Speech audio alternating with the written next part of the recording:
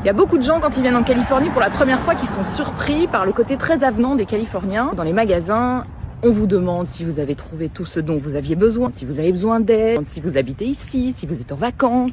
Et au début, c'est vrai que quand on vient d'Europe, ça peut surprendre, on se sent presque agressé dans nos habitudes solitaires. Et ici, c'est vrai qu'ils papotent pas mal et ils prennent de nos nouvelles. Je trouve ça hyper agréable en fait d'être accueilli.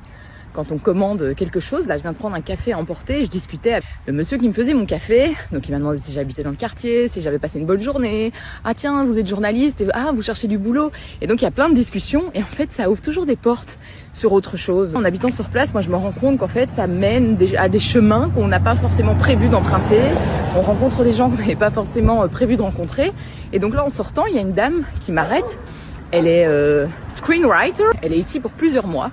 Et du coup, on a échangé nos numéros de téléphone. Parce que c'est vraiment quelque chose que je ferais pas en Europe, filer mon numéro comme ça. Mais je sais pas, ici, je trouve que ça se fait. On rencontre des gens relativement facilement.